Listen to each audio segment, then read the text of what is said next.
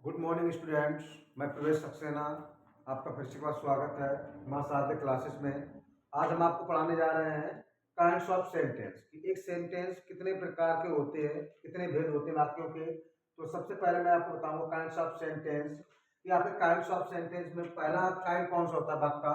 जो पहला काइंड होता है उसको हम बोलते हैं असर्टिव सेंटेंस।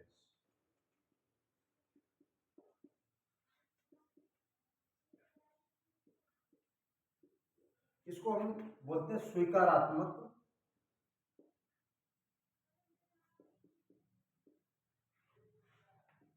वाक्य।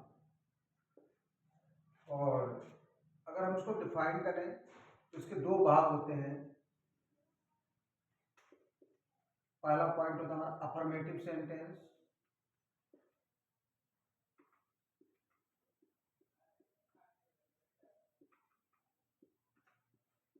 और दूसरा इसका पार्ट होता है निगेटिव सेंटेंस।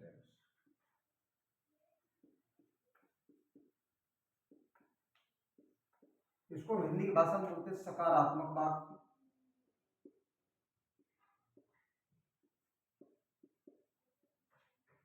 और इसको हिंदी की भाषा में बोलते हैं नकारात्मक वाक्य।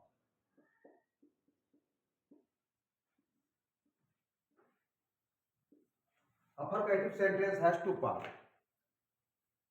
Assertive sentence has two parts, affirmative sentence and negative sentence.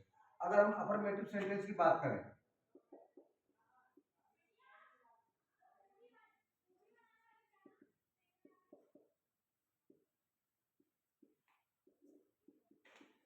तो इसको डिफाइन करते हैं।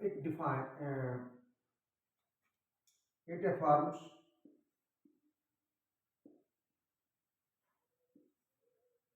facts and thoughts। ये किसी विचार या भावना को अफर्म कर लेता है, स्वीकार कर लेता, मान लेता है। जैसे मैंने बोला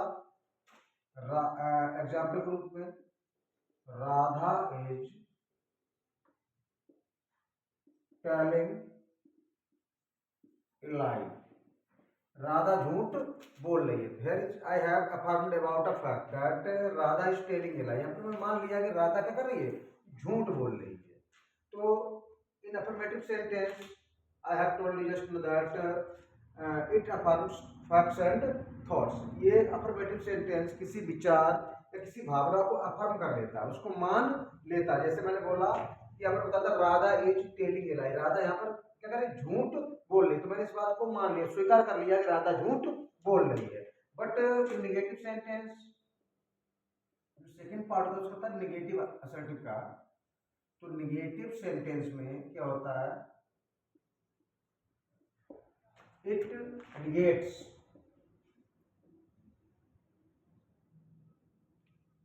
फैक्ट्स एंड थॉट्स।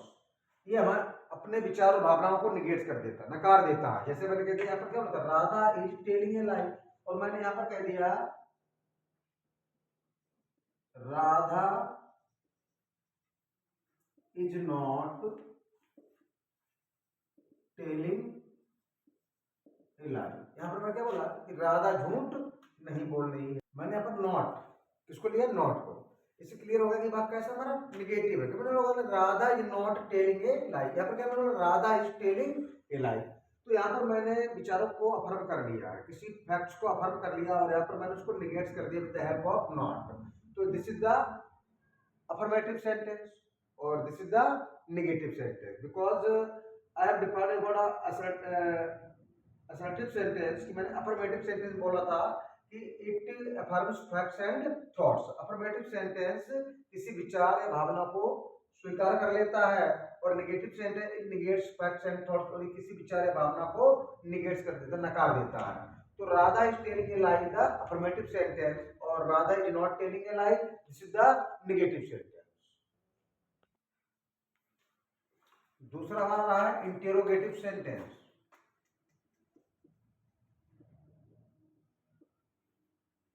इसे कहते हैं प्रश्नवाचक वाक्य। इसके भी दो भाग होते हैं। Interrogative first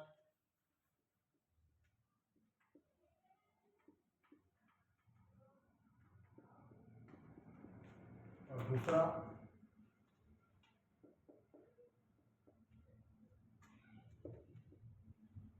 interrogative second.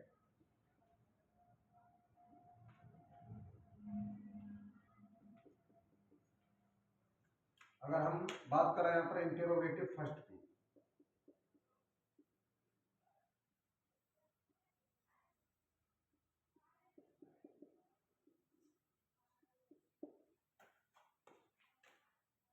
Interrogative first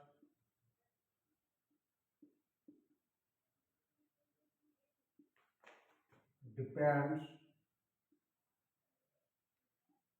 on your answer yes or no। पहला पॉइंट। दूसरा पॉइंट हम कह सकते हैं कैसे, how to identify first, it begins helping verb, ये हेल्पिंग वर्ब से शुरू होता है। मतलब इंटेरोगेटिव फर्स्ट कहते हैं interrogative first depends on your answer yes और नो। इंटेरोगेटिव फर्स्ट आपके उत्तर हाँ या ना पर निर्भर करता है। और इट बिगिंस हेल्पिंग वर्ब, ये वाक्य आपकी सहायक क्रिया से शुरू होगा। और जैसे मैंने आपको बताया था इससे पहले कि सहायक क्रिया कहाँ होती है, helping verb are consisted in tenses, क्योंकि सहायक क्रियाएं आपके टेंसों के अंतर्गत पाई जाती हैं। दूसरी बात मैं कर रहा हूँ इंट्रोगेटिव सेकंड की।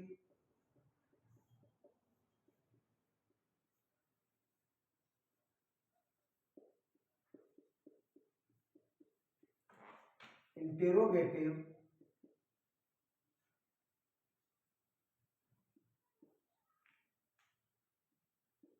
second is used to ask the question।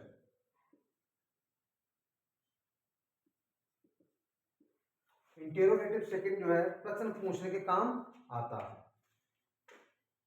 पहला पॉइंट तो ये था। सेकंड पॉइंट करा इट बिगेन्स विद क्वेश्चन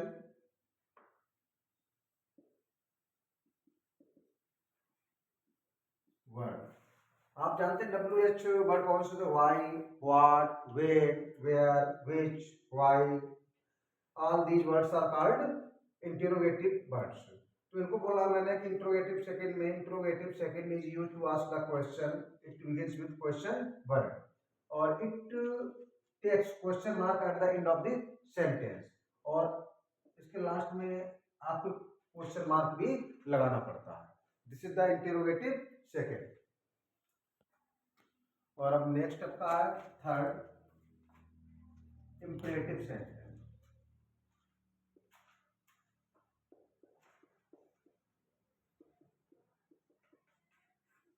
इसे बोलते हैं आदेशात्मक वाक्य।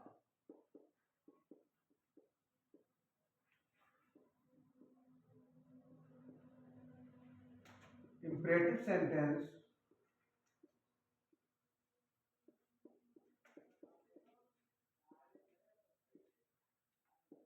expresses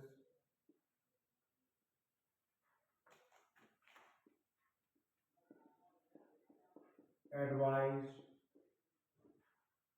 order, request and forward। आदेशात्मक वाक्य या तो आदेश व्यक्त करते हैं, सलाह या आदेश या प्रार्थना या किसी काम को करने से मना कर देते हैं, फॉरवर्ड। तो जैसे मैंने बोला ओपन द डोर, दरवाजा खोलिए, तो हियर इज एन ऑर्डर, ये क्या शो कर रहा है, ऑर्डर। मैंने बोलिए वॉक डेली, प्रतिदिन टहलिए, this is an advice. Please